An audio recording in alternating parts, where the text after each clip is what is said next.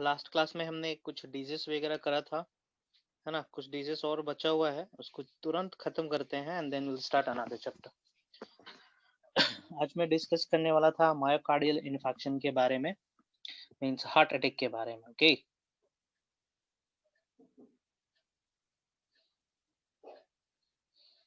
Hello, am I audible? Yes, sir. Okay fine, screen देख पा रहे हैं आप लोग? Yes, sir. फाइन। हाँ, तो लास्ट टाइम कुछ डिजीज करे थे हम लोग। आज हम बताएंगे कोरोनरी आर्टरी डिजीज के बारे में, CAD stands for coronary artery diseases.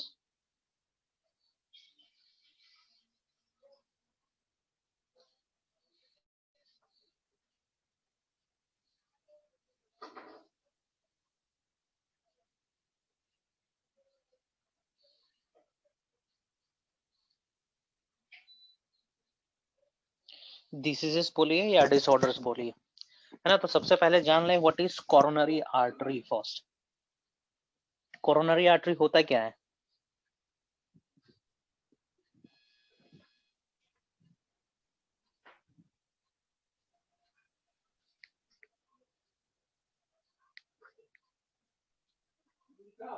तो जो आर्टरी हार्ट के मसल्स को ब्लड सप्लाई करता है। हाँ, it is the artery which supplies blood to the heart, है ना। सबसे पहला डायग्राम बनाया था, उसमें मैंने दिखाया था, है ना। Okay,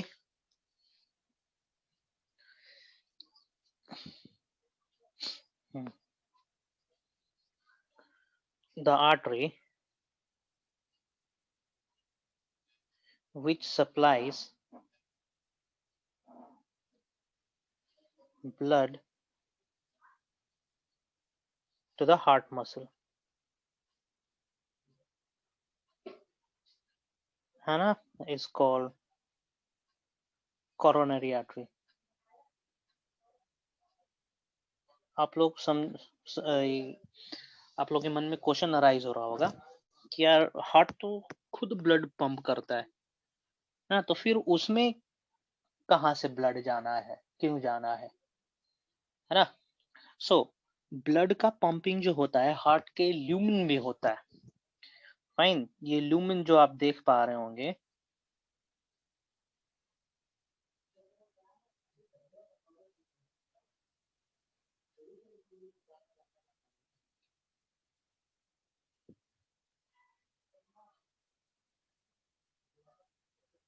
okay. सो इस ल्यूमेन के अंदर, lumen has the blood actually, इसके पास ब्लड है। Fine, what about this area, है ना। ये एरिया तो मसल है, this area need oxygen, this area need ATP in order to pump continuously। Fine, this need oxygen and ATP। तो यहाँ पे ऑक्सीजन और ATP जाएगा कैसे? फाइन, तो इन वॉल पे ऑक्सीजन और ATP पहुंचाता है आर्टरी, और कौन सा artery? The coronary artery.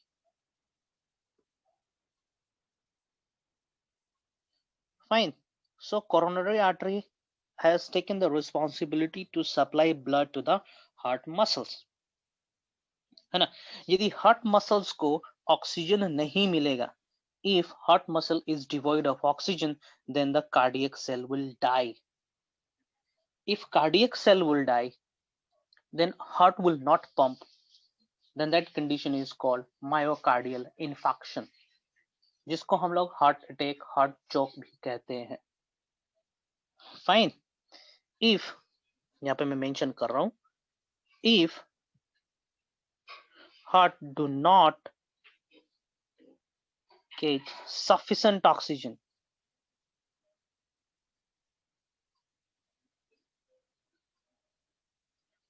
if heart muscle sufficient oxygen, then the cardiac cell will die। Ultimately, the heart will stop its function।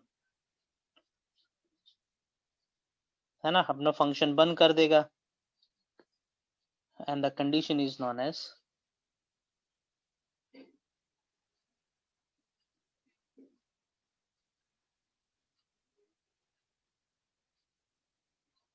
Infection,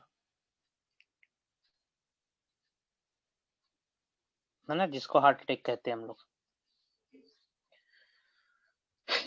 ठीक है, चलिए है आगे डिटेल में कुछ और स्टडी करते हैं हम लोग।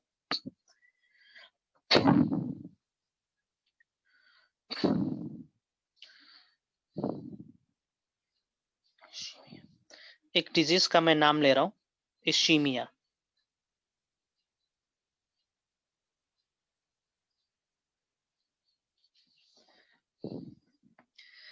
ठीक है, इश्कीमिया एक डिजीज है जो अराइज होता है कोरोनरी आर्टरी में प्लगिंग के चलते।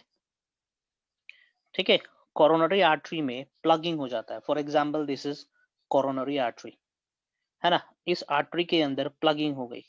Plugging means blockage. ठीक है, किस चीज से ब्लॉकेज हुआ?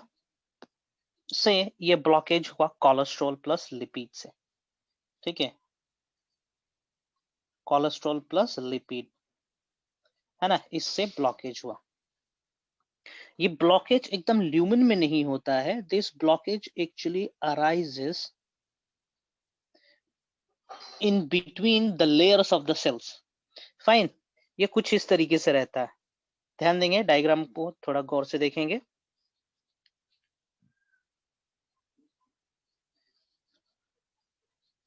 है ना, ये इस तरीके से रहता है। For example the green is I am making the endothecium, the innermost layer.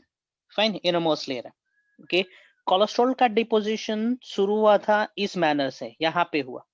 Fine, धीरे धीरे क्या हुआ, ये कोलेस्ट्रॉल का कंसंट्रेशन बढ़ता गया और कोलेस्ट्रॉल इतना अमाउंट में टिश्यूज के बीच में फिल्ड हो गया, जिसके चलते this lumen has got reduced. है ना, ये ल्यूमन का डायमीटर देखेंगे, है ना, ल्यूमन का डायमीटर देखेंगे, ये घट चुका है। फाइन, घटने के चलते क्या होगा, इसकी ऑक्सीजन कैरिंग कैपेसिटी क्या होगा, एज इट इज रहेगा या घटेगा?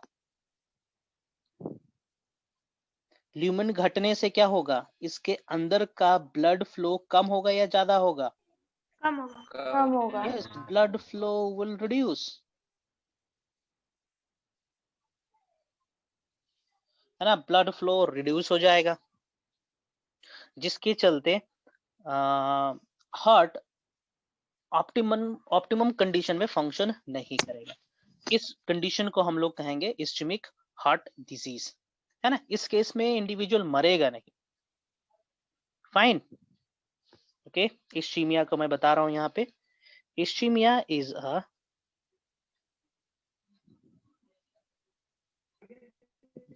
तो सर के पीछे कोलेस्ट्रॉल। हाँ कुछ बोल रहे हो? सर बोले जो ग्रीन कलर का जो लेयर था। हाँ हाँ, यस, सर वो उसके पीछे कोलेस्ट्रॉल हमेशा रहता है। Cholesterol cholesterol is there in the plasma membrane. Recall करेंगे, cholesterol is always there in the plasma membrane, है ना, तो हर सेल में रहता है कोलेस्ट्रॉल। हाँ, यहाँ पे कोलेस्ट्रॉल का कंसंट्रेशन बहुत ही कम रहता है ना, चूंकि ये एक प्रकार से स्टोर्ड होने वाला भी सब्सटेंस है, शरीर में स्टोर्ड होता है because of high density lipid and low density lipid.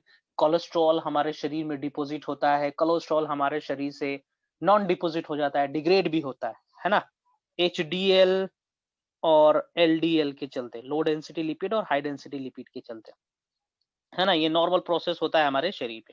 Fine, so cholesterol बोल सकते हैं कम अमाउंट में प्रेजेंट रहता है ग्रीन और ये व्हाइट लेयर के बीच में। आप यहाँ पे पूछ रहे थे ना, या it is present in very minute concentration, है ना। जब इसका इस्तेमाल नहीं होता है हमारे शरीर में और हम कोलेस्ट्रॉल का कंजम्पशन करते जाते हैं, तो हमारा बॉडी मेटाबोलाइज ना करके इसको स्टोर करने लगता है कहीं कहीं पे, है ना। फाइन। तो स्टोरेज के चलते ब्लॉकेज होने लगता है। ओके, ये एक चीज हुआ। Ischemia is a heart disorder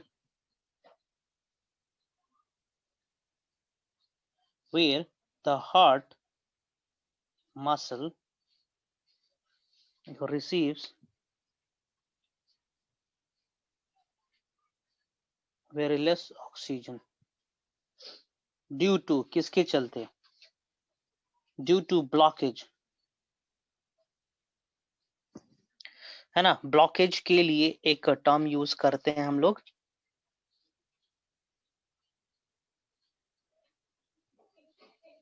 atherosclerosis.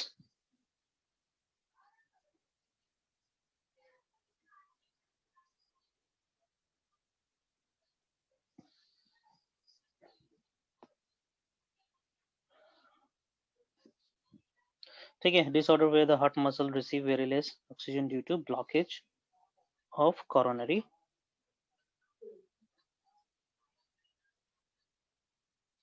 Fine, coronary artery का ब्लॉकेज के चलते। तो इसको हम लोग कहेंगे क्या, ischemic heart disorder. Fine, obstacles in the coronary artery. एक चीज, दूसरा चीज, एक कंडीशन और मैं बता रहा हूं, ध्यान से देखेंगे, सेम है, इसी से रिलेटेड है ना। For example this is the longitudinal section of the coronary artery. Fine, ये रहा अंदर वाला ल्यूमेन का जोन। फाइन, ये रहा ग्रीन जोन, है ना। कभी कभी होता क्या है, ये कोलेस्ट्रॉल दोनों तरफ से इंक्रीज होना शुरू होता है, दोनों तरफ से। फाइन, और इतना बढ़ जाता है कि ये ग्रीन टिश्यू जो देख पा रहे हो ना, ग्रीन टिश्यू में स्ट्रेचिंग स्टार्ट हो जाती है, स्ट्रेचिंग के चलते ये लीक करने लगता है। फाइन, इसमें इतना ज्यादा कोलेस्ट्रॉल का डिपोजिशन हुआ कि ये बर्स्ट कर गया, है ना। देख पा रहे होंगे यहाँ पे, है ना। देखिए यहाँ पे, लुक एट, यहाँ पे बर्स्ट कर गया, ये टिश्यू बर्स्ट कर गया यहाँ पे, ठीक है, टिश्यू लेयर बर्स्ट कर गया। Fine, okay. जब टिश्यूज कहीं पे भी बर्स्ट होते हैं तो ब्लड का काम होता है उस टिश्यूज को रिपेयर कर दे। फाइन,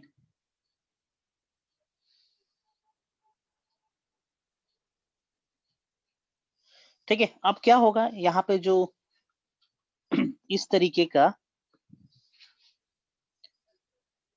टूटा हुआ है स्ट्रेचिंग के चलते, ये डैमेज हो रखा है यहाँ पे लेयर का। फाइन, एंडोथेसियल लेयर की ब्रेकेज हो रखी है, तो क्या होगा, यहाँ पे जो ब्लड है इसके अंदर, fine, they starts to repair this, है ना। यहाँ पे रिपेयरिंग मैकेनिज्म स्टार्ट हो जाती है, और रिपेयरिंग के लिए क्या होता है यहाँ पे, है ना। यहाँ पे जो है घाव लगता है तो वहां पे क्या बनने लगता है, क्लोटिंग होने लगता है ना। तो यहाँ पे भी ब्लड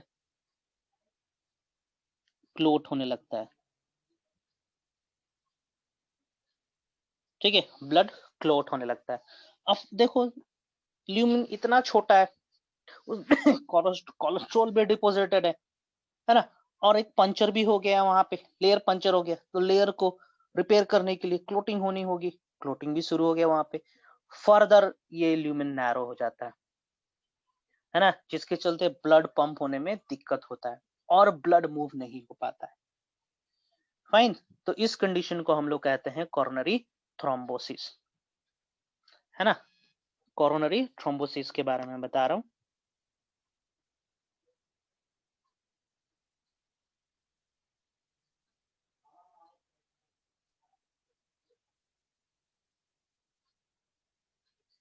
ठीक ना, कोरोनरी थ्रोम्बोसिस क्या है,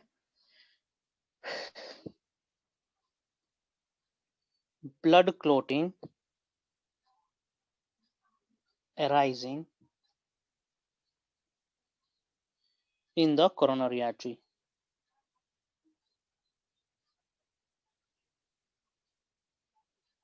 ड्यू टू किसके चलते? डैमेज ऑफ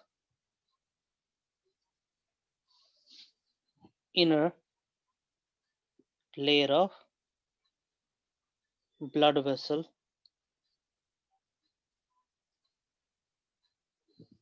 है ना, inner layer of blood vessel. Fine, हो गया। चलिए आगे बढ़ते हैं। नेक्स्ट डिजीज के बारे में बता रहा हूँ, एंजाइना। ठीक है, एंजाइना, एंजाइना भी कोरोनरी आर्टरी डिसऑर्डर ही है। ओके, एंजाइना का मतलब होता है कि एक पियर्सिंग पेन होना हार्ट के अंदर, है ना, जो कि स्टार्ट होता है आपका चेस्ट से और रेडिएट करता है लेफ्ट आर्म और जॉ तक, और इसके चलते मायोकार्डियल इन्फेक्शन भी हो सकता है।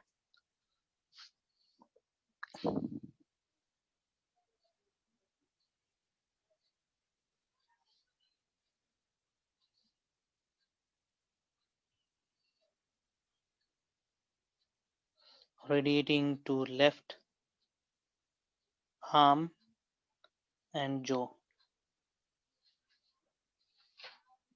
है ना, यहाँ तक जाता है। इसके चलते मायोकार्डियल इन्फेक्शन भी होता है। It is due to non availability of, जब हार्ट मसल्स के पास ऑप्टिमम ऑक्सीजन नहीं होता है तब एंजाइना होता है।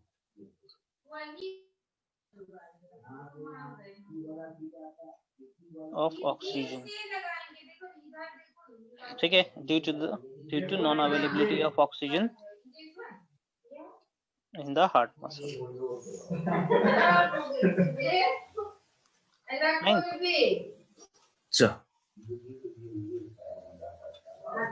Fine, okay.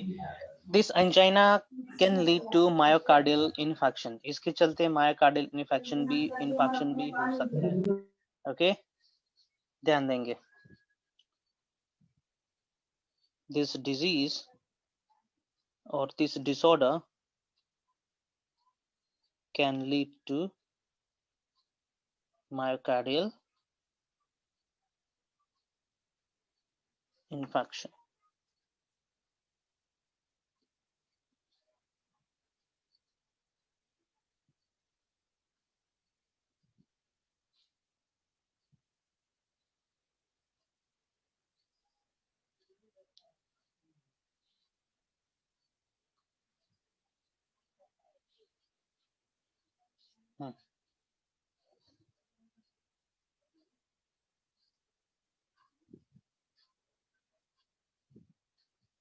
नेक्स्ट देखते हैं हम लोग।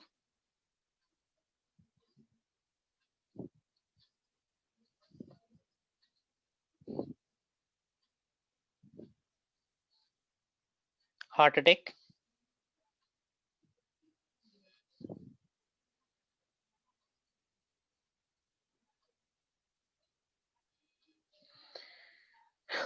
या फिर इसी को हम लोग कहते हैं मायोकार्डियल इन्फेक्शन।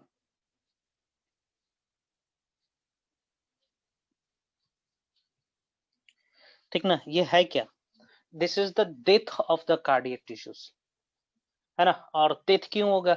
ऑक्सीजन नहीं मिल रहा है। ऑक्सीजन क्यों नहीं मिला? कोरोनरी आर्टरी डैमेज हो रखा है, प्लग्ड हो रखा है, इसीलिए।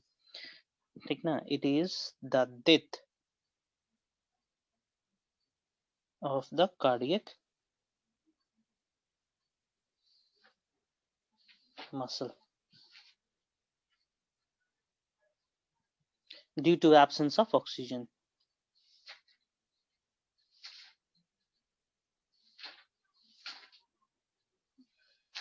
फाइन, और हम जानते हैं कि कार्डियक मसल दोबारा रीजनरेट नहीं हो सकता। Next, heart failure.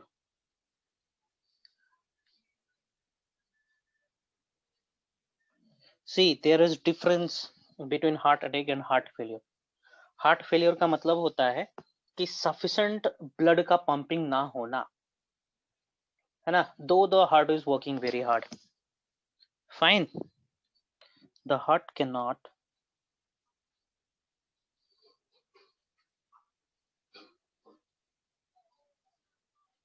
pump blood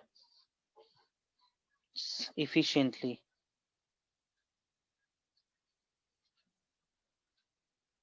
although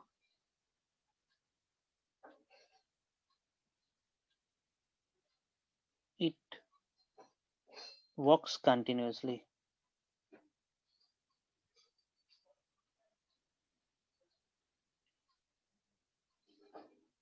fine, इसको हम लोग कहेंगे हार्ट फेलियर. ओके, सो कोई दिक्कत हार्ट फेलियर में और हार्ट अटैक में?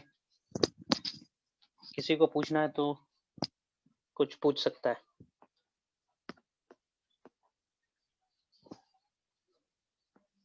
तो हार्ट फेलियर में पंप क्यों नहीं कर पाता है? अब हार्ट मसल्स, हाँ हार्ट मसल्स ओल्ड हो गए होंगे, है ना, एटीपी सफिशिएंट नहीं है. ओके, ऑक्सीजन नहीं पहुंच पा रहा है सफिशिएंट अमाउंट, तो इन्हीं सभी कारणों के चलते हार्ट फेलियर होता है. बहुत सारा रीजन है ना, या फिर हो सकता है ब्लड प्रेशर लो हो, लो ब्लड वॉल्यूम हो.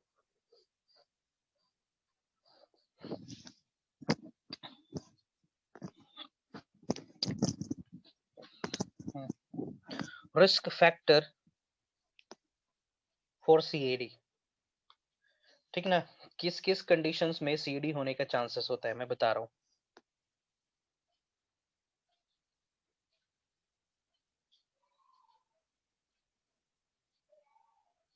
मतलब किन लोगों को सीएडी होने का ज्यादा चांसेस है.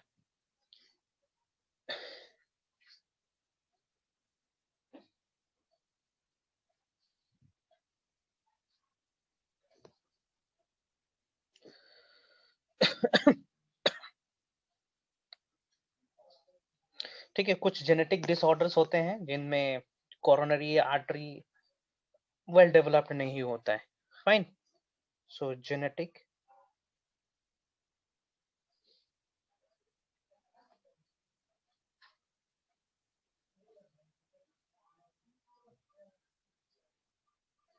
कोरोनरी डिस्पोजिशन, ठीक है, इट इज जेनेटिक डिसऑर्डर.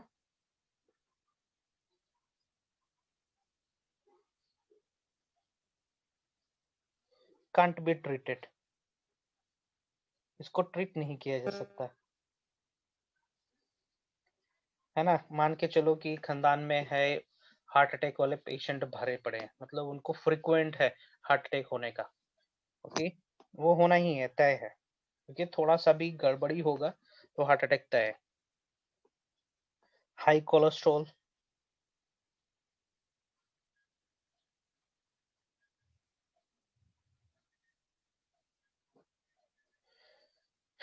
ठीक है, हाई कोलेस्ट्रॉल के चलते अभी भी हमने देखा है ना. So it can lead to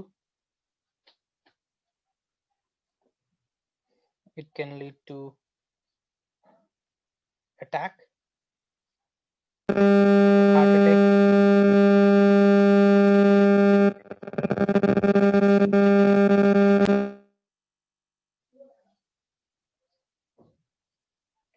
ठीक है, तो हाई कोलेस्ट्रॉल को कंट्रोल किया जा सकता है ना. Disease of heart due to cholesterol can be controlled, इसको कंट्रोल किया जा सकता है. सर. हाँ जी बोलो. सर, तो दूसरा जेनेटिक डिसऑर्डर हम ठीक कर सकते हैं ना, जेनेटिक डिसऑर्डर नॉर्मल ट्रीटमेंट से ठीक नहीं कर सकते. हाँ, हम लोग इसको ठीक कर सकते हैं जीन थेरेपी से.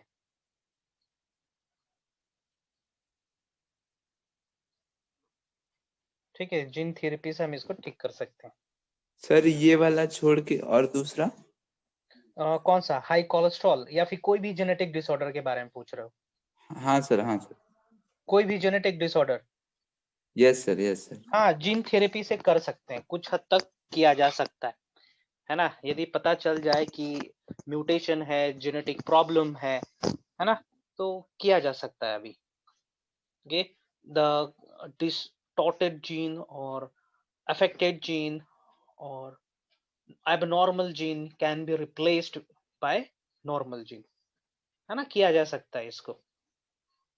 हाँ, लेकिन डिजीज को जानना होगा when the baby is at the developing stage, ये उससे पहले स्टेज पे है ना, जाइगोटिक स्टेज पे है, ब्लास्टुला या ग्लास्टुला स्टेज पे है। उस समय आपको जानना होगा कि बेबी के अंदर इस तरीके का बीमारी होने वाला है ना। एट दैट पॉइंट यदि हम जीन में चेंजेस करते हैं, है ना, तब कुछ परसेंटेज चांसेस है कि बेबी नॉर्मल हो, है ना। 50% नॉर्मल हो सकते हैं, 40% नॉर्मल हो सकते हैं, है ना। जब हम जाइगोटिक लेवल पे जाके जीन चेंज करेंगे, तब कहेंगे कि हाँ, the person will develop, the baby will develop with 100% disease free condition, है ना। जीन थेरेपी का मतलब होता है कि डीएनए में चेंजेस करना, फाइन, ओके, डीएनए में बदलाव करना। तो एक डीएनए में बदलाव करेंगे तो उस पार्टिकुलर सेल में ही चेंजेस होगा ना, but the individual is made up of billions and trillions of cell. तो हम सारे सेल्स में तो बदलाव नहीं कर सकते। तो हम देखेंगे कि ये सारे सेल्स कब डिफरेंशिएट हो रहे हैं, है ना। तो सेल का डिफरेंशिएशन होता है एम्ब्रियोनिक स्टेज में, है ना। We all are developed from a single zygote, a single celled zygote. Zygote multiply करता है, फिर मल्टीप्लाई करते करते करते बेबी में कन्वर्ट हो जाता है, फाइन। तो हम देखेंगे कि सेल ज्यादा डिवाइड ना किया हो, उसी कंडीशन में कोई एक सेल या दो सेल के अंदर हम ये जीन थेरेपी कर सकते हैं, एक या दो सेल के अंदर जीन को रिप्लेस कर देंगे और वो फर्दर डिवीजन शुरू करेगा, और जहां उस पर्टिकुलर चेंज्ड सेल से जितने भी सेल्स बनेंगे वो हेल्दी सेल्स होंगे। समझ पा रहे हो कि नहीं, क्या बोल रहे हैं हम। Gene yes therapy, sir. है ना। ओके, फॉर एग्जांपल, जैसे कि आप में कोई जेनेटिक चेंजेस हम करना चाहते हैं in order to treat certain disease, है ना। मान के चलो इंसुलिन का प्रॉब्लम हम ठीक करना चाह रहे हैं आपके शरीर में, तो हम क्या करेंगे, पेनक्रियाज वाले सेल्स को हम टारगेट करेंगे, है ना। पेनक्रियाटिक सेल्स को हम सही कर देंगे। लेकिन पेनक्रियाज एक सेल से तो नहीं बना है, it is made up of billions of cells, करोड़ों अरबों सेल से बना है। तो आप दो चार सेल्स के अंदर जाके इंसुलिन वाले जीन को ठीक कर दोगे, जिसके चलते इंसुलिन का प्रोडक्शन हो सकता है आपके शरीर में।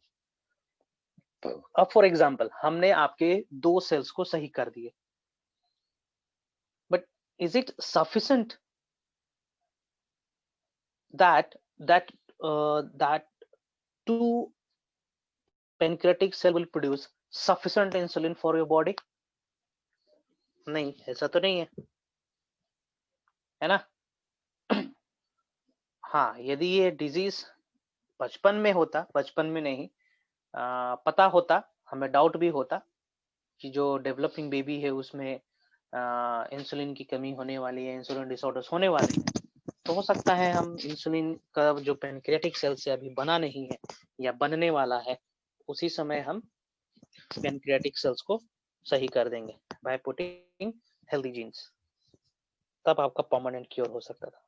लेकिन जन्म के बाद जीन थेरेपी सक्सेस नहीं है ना।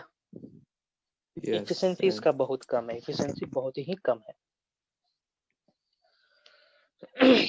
सो high cholesterol, diabetes, person with diabetes,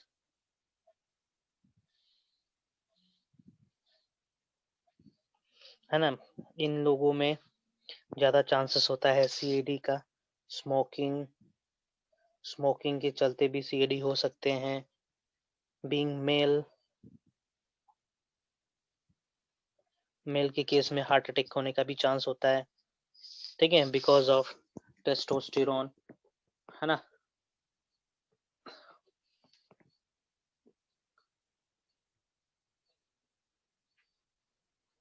treatment, next आ रहे हम ट्रीटमेंट पे।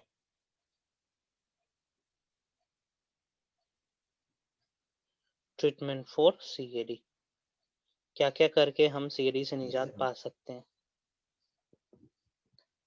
फाइन, कोरोनरी आर्टरी डिसऑर्डर, सो मान के चलो ये आर्टरी है और इसमें कुछ क्लोटिंग हो रखी है और ये क्लोटिंग के चलते ब्लड फ्लो होने में दिक्कत हो रहा है। So we use clot busters, है ना। If the CAD is due to clot in the artery, then clot busters can be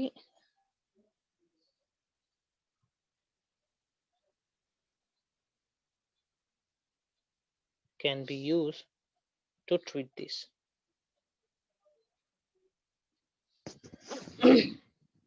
ठीक ना, some clot busters are, ध्यान से सुनेंगे, स्ट्रेप्टोकाइनेस, ये एंजाइम है जो क्लोट को बस्ट करता है। TPA, that is tissue plasminogen activator,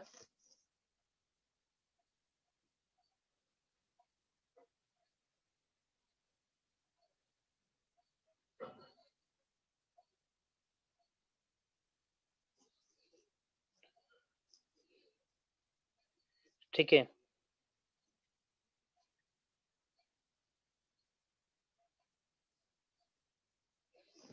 ठीक है, next is CABG, coronary artery bypass grafting, coronary artery bypass grafting।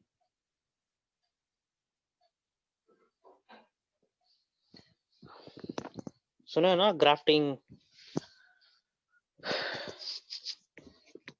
Bypass surgery, bypass surgery सुने कि नहीं, बाईपास सर्जरी। Hello, Yes. नहीं। Yes sir. हाँ, बाईपास सर्जरी मनमोहन सिंह का हुआ था, डॉक्टर मनमोहन सिंह का, है ना। For example this is the heart, देखिए क्या है, for example this is heart, और हार्ट में ये रहे ब्लड सप्लाई करने वाले कोरोनरी आर्टरी, है ना।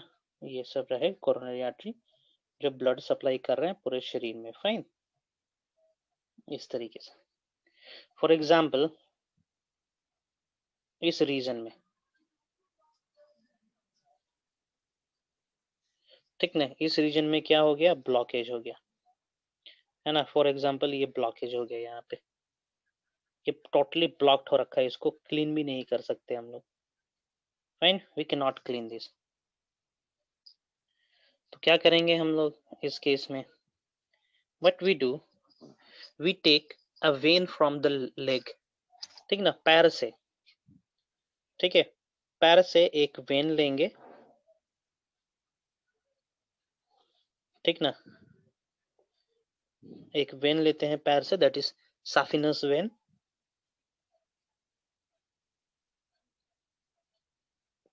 ओके, और इस वेन को हम अटैच कर देंगे इस तरीके से। देखेंगे क्या हो रहा है यहाँ पे, है ना, यहाँ से यहाँ हम इस तरीके से बाईपास कर दिए हम। अब ब्लड किस डायरेक्शन से फ्लो होना है, अब ब्लड का फ्लो होना है इस डायरेक्शन से। फाइन, इस डायरेक्शन से फ्लो होना शुरू हो जाएगा, यहाँ से यहाँ। फाइन, इधर तो जाएगा ही नॉर्मली, ओके। तो इसको कहते हैं हम लोग बाईपास सर्जरी। पैर से ही क्यों लेते हैं हम लोग? हाँ हाँ, क्या बोल रहे हो, क्या बोल रहे हो? सर, पैर का ही वेन क्यों लेते हैं? आप पैर का इसलिए लेते हैं ताकि पैर का हटाने से ज्यादा कुछ डिस्टरबेंस नहीं होता है। यदि दूसरे जगह का हटाएंगे तो डिस्टरबेंस होने लगेगा, है ना। उसको हम वहां पे अब कुछ दूसरा उपाय भी लगा सकते हैं, है ना। मतलब कि दूसरे जगह का वेन निकालना डेंजरस है as compare to the vein extracting from the leg, saphenous vein।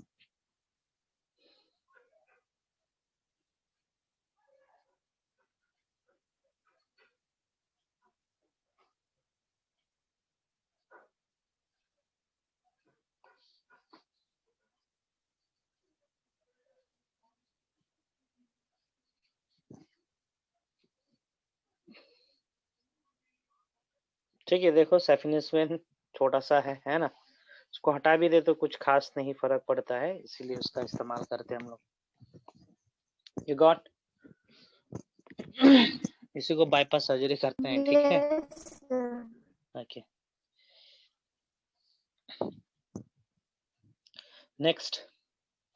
Next is arrhythmia.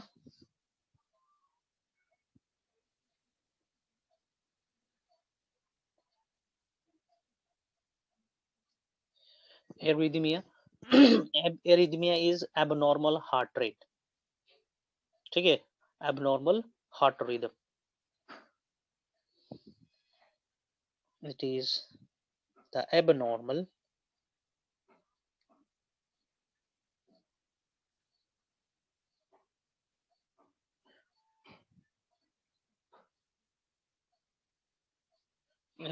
Heart rhythm, ठीक ना। तो एरिथमिया के अंदर आएगा फास्ट हार्ट रेट, जिसको हम लोग कहेंगे टैक्यूरिथमिया।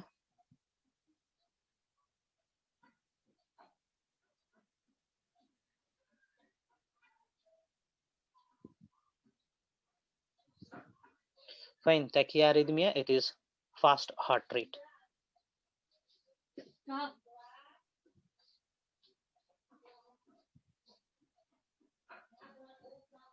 इसको हम लोग कहेंगे टैक्यूरिथमिया। फाइन, स्मोकर्स के केस में टैक्यूरिथमिया कंडीशन होता है। ब्राडीरिथमिया,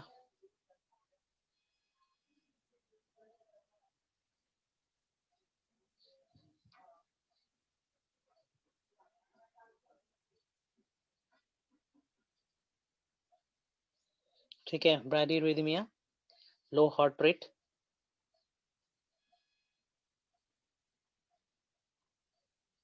heart rhythm,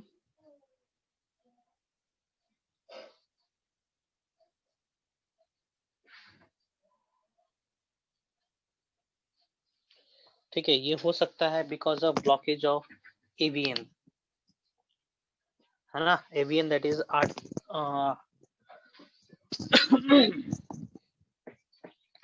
AVN articular ventricular node और एक्चुअल वेंट्रिकुलर नोड, है ना। Arrhythmia may be it occurs due to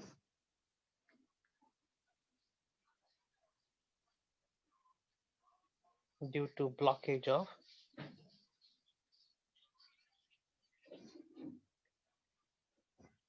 AVN, atrioventricular node।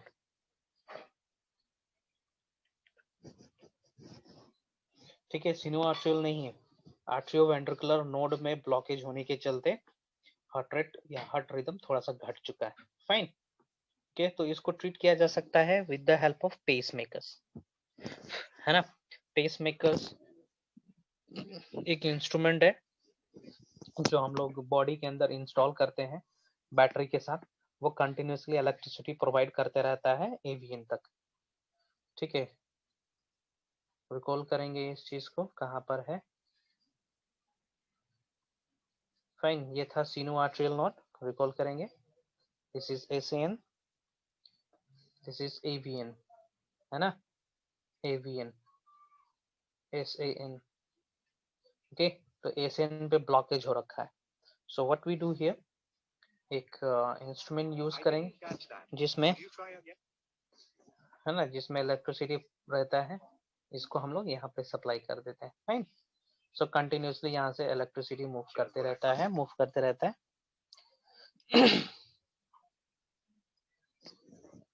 Fine. सो इसी को हम कहते हैं पेस मेकर।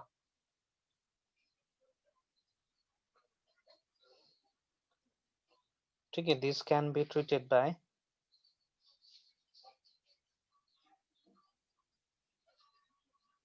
पेसमेकर।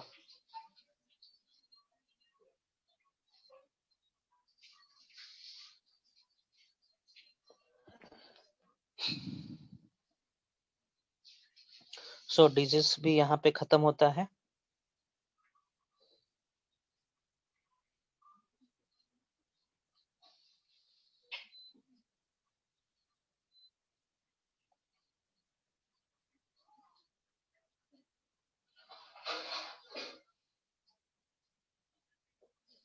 किसी कुछ पूछना है तो पूछ सकता है।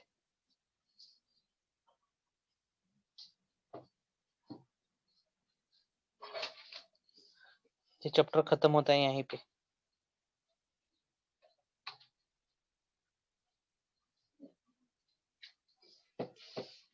I am sending this.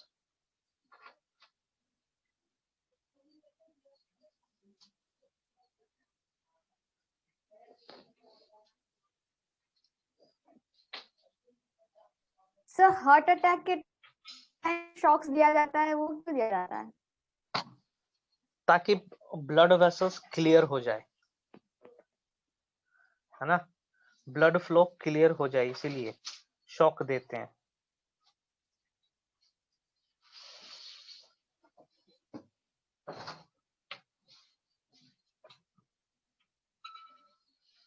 Heart attack के दौरान ये सब नहीं किया जाता है। हार्ट अरेस्ट हो जाता है उस केस में किया जाता है, जब इम्पल्स नहीं मूव करता है उस केस में करा जाता है ना, शॉक दिया जाता है। ठीक है, जब इम्पल्स मूव नहीं करता है, जब ईसीजी मशीन कोई रीडिंग नहीं दिखाता है, ईसीजी मशीन में रीडिंग ना दिखाने का मतलब है कि कोई इलेक्ट्रिकल एक्टिविटी हो ही नहीं रहा है हार्ट के पास, है ना, उस केस में हम लोग शॉक देते हैं। हार्ट अटैक के केस में नहीं करते हैं ऐसा।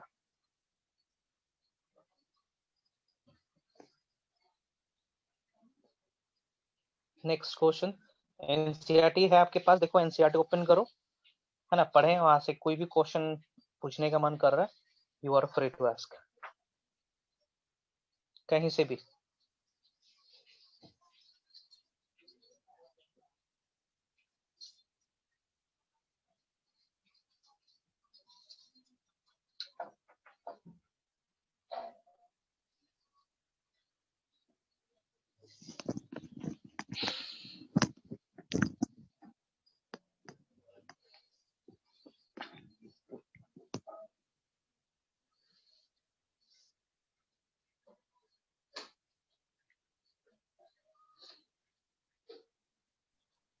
सर बोलो। कंजेस्टिव हार्ट फेलियर का क्या मतलब है? किसका? फिर से बोलो जरा। सर कंजेस्टिव हार्ट फेलियर का क्या मतलब है? कंजस्टेड हार्ट फेलियर बोल रहे हो, लिख के भेजेंगे जरा स्पेलिंग।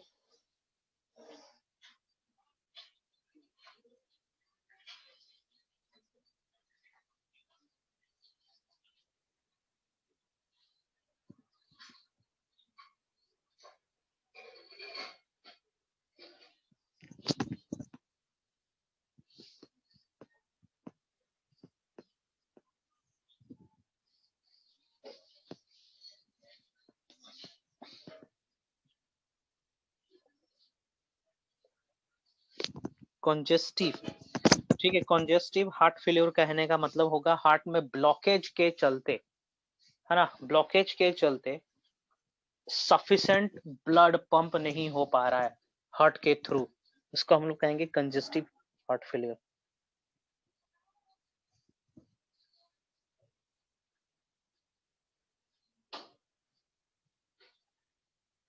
है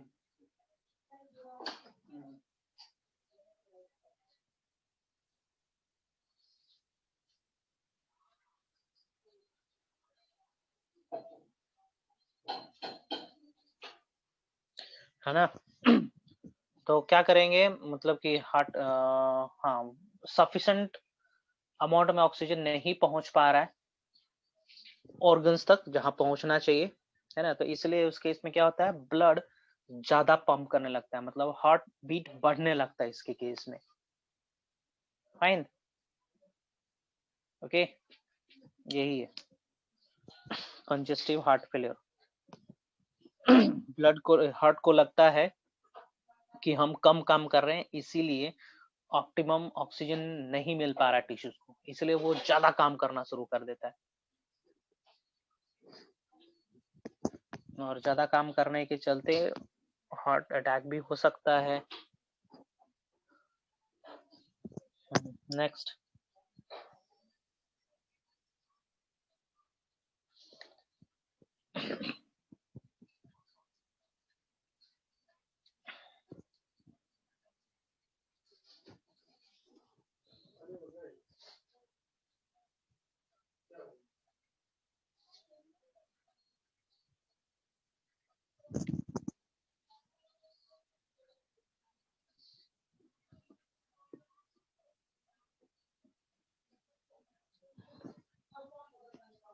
do you have any question?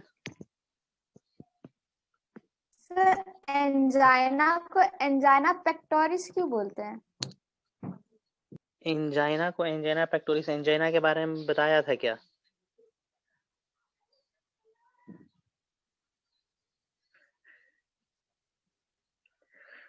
Severe chest pain है। इसका नाम दिया गया है, ठीक है, पेक्टोरियल रीजन से कुछ लेने देना होगा इसका, और क्या।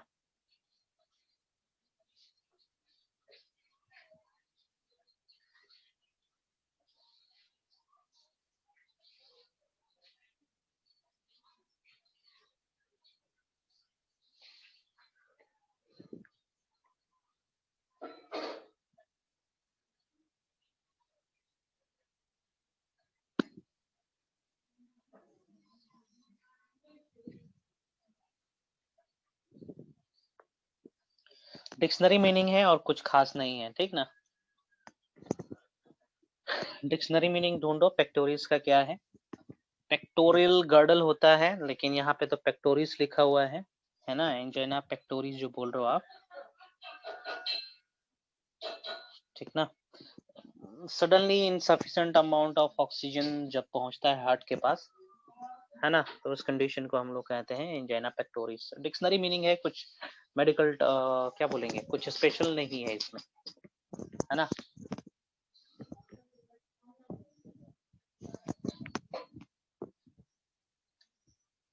चेस्ट पेन होता है, इसमें बताया था ना, चेस्ट पेन होता है जब इनसफिशिएंट ऑक्सीजन पहुंचता है हार्ट के पास। नेक्स्ट,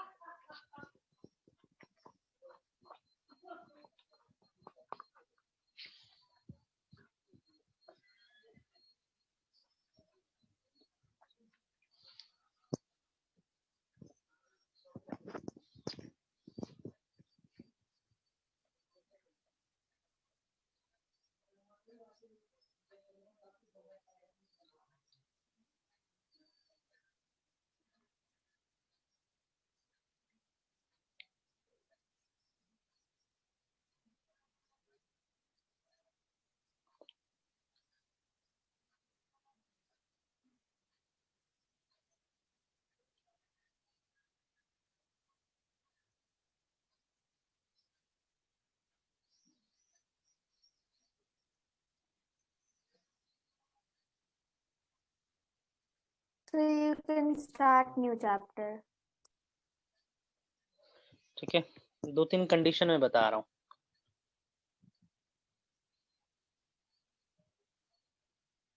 जवाब देंगे आप लोग, ठीक ना?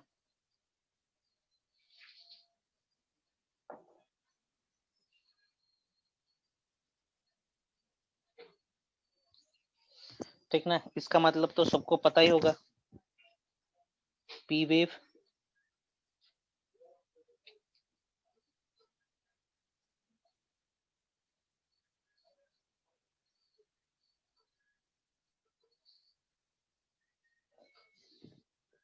P Q R S T, everybody knows, है ना?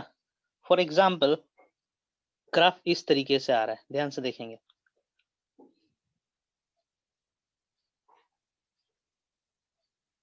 It means what?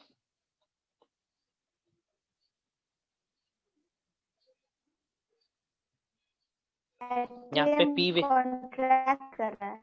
हाँ यहाँ पे पी वेव नहीं है, मतलब पी वेव यहाँ पे है, ये नहीं है कंडीशन, यदि इस तरीके से है ना, तो ये आएगा ग्राफ कब? ग्राफ, एटीएम सिस्टोल के लिए। हाँ, graph showing no impulse in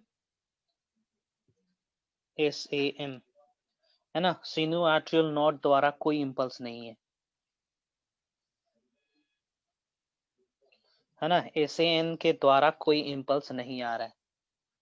इसका मतलब ये है, समझे कि नहीं? पी वेव किसके चलते आ रहा था, रिकॉल करेंगे, रिकॉल इट, रिकॉल करेंगे, कम ऑन फास्ट।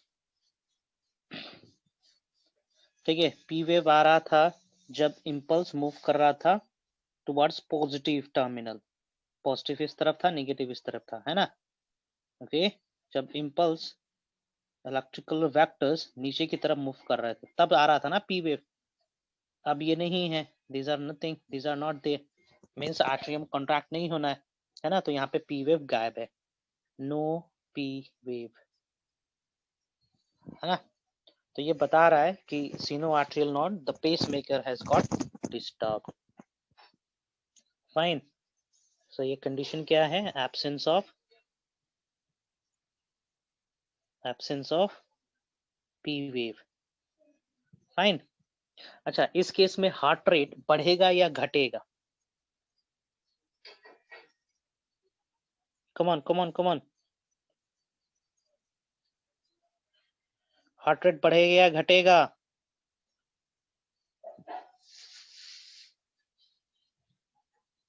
घटना चाहिए सर। घटेगा ऑब्वियसली, है ना? We know that ACN has the tendency to produce heart beat up to how much, 100 beats per minute, बताया था ना, याद करो। Yes sir. है ना? अब यही नहीं है तो हार्ट रेट क्या होगा? Then heart rate will follow which graph? Heart rate कौन सा ग्राफ फॉलो करने लगेगा? हार्ट रेट कौन सा ग्राफ फॉलो करने लगेगा, बताया था, लेट मी शो यू, कहाँ गया?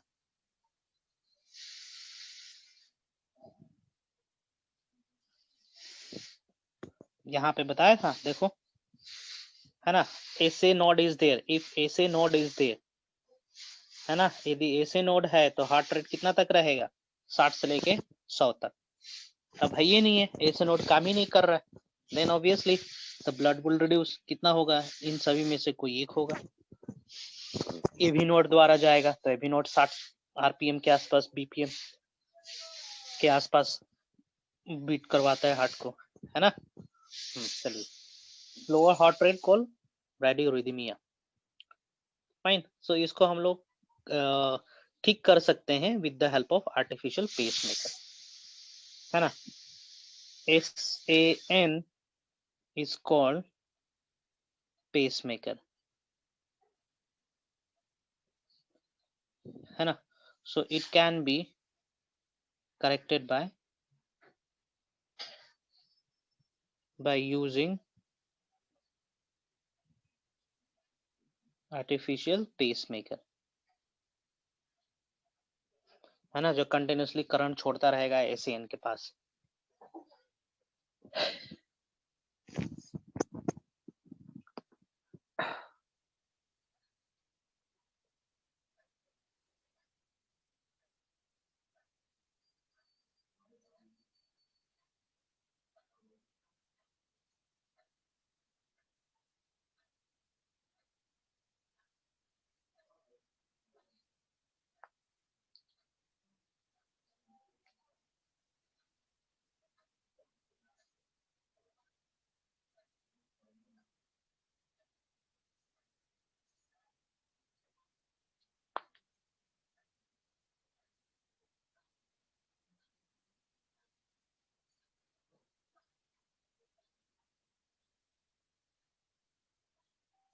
ठीक है, बहुत सारा कंडीशन है जिसमें आपका ये ग्राफ जो बताया था, है ना, ईसीजी ग्राफ में बहुत सारे बदलाव आते हैं, बहुत सारे बदलाव हार्ट के अलग-अलग प्रकार के कंडीशंस को दर्शाते हैं, है ना।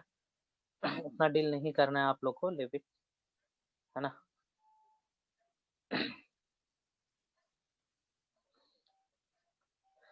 जो नोट्स दिए हैं उसमें से पढ़ने की कोशिश करेंगे, नहीं समझ में आएगा तो दूसरा नोट्स और देंगे, है ना। इतना सफिशिएंट है। चलिए अगला चैप्टर स्टार्ट करते हैं, दैट इज, ठीक ना। अगला चैप्टर दैट इज, क्या है उसका नाम, ये तो 18वां चैप्टर था ना, 19th chapter sir that is, excretion.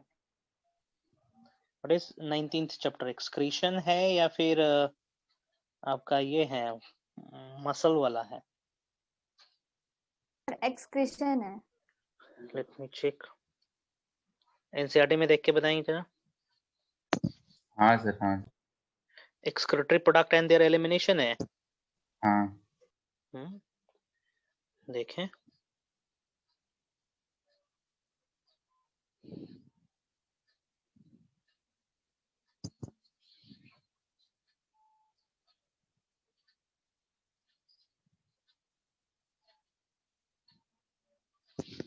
अच्छा, excretory product and their elimination है, fine.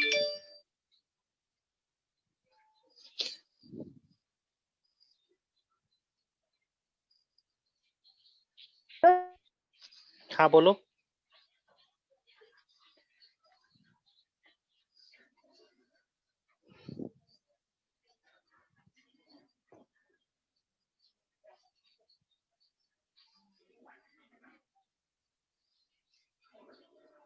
Yes tell me.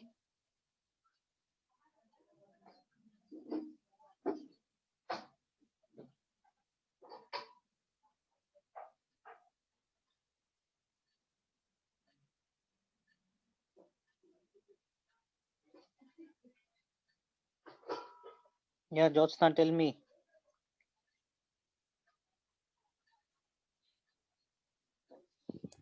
Sir photosynthesis वाला चैप्टर कब करेंगे? करेंगे यदि खत्म हो जाए जूलॉजी में, हम सोच रहे जूलॉजी का और 2 चैप्टर कर ले, लोकोमोशन तक कर ले, है ना, उसके बाद करेंगे फोटोसिंथेसिस और रिस्पिरेशन, और 3 चैप्टर बचेगा ना उसमें भी, है ना। तो यदि हम ये एक्सक्रीटरी खत्म कर देते हैं तो जूलॉजी का भी 3 चैप्टर पड़े बचेगा, बॉटनी का भी 3 चैप्टर बचेगा, है ना।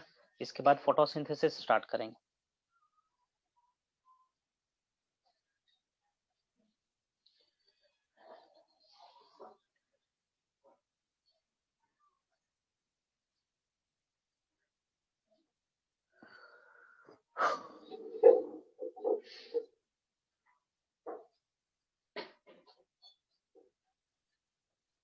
चलिए स्टार्ट करते हैं, ठीक है। Excretory product and their elimination. See, हमारे शरीर के अंदर इतना मेटाबॉलिज्म चलते रहता है ना, और मेटाबॉलिज्म के चलते क्या बोलेंगे, बहुत सारे ऐसे वेस्ट मटेरियल रिलीज आउट होते हैं एज बाय प्रोडक्ट, जो हमारे शरीर में इकट्ठा होते रहते हैं, है ना। तो उनको शरीर से बाहर फेंकना जरूरी है, नहीं फेंकेंगे तो वो टॉक्सिसिटी क्रिएट करेंगे, और टॉक्सिसिटी के चलते हमारा बॉडी एबनॉर्मल तरीके से फंक्शन करना शुरू कर देगा, है ना। तो एबनॉर्मल तरीके से जब फंक्शन करना शुरू कर देगा तो हमारे अंदर बहुत सारे डिजीज होने लगेंगे,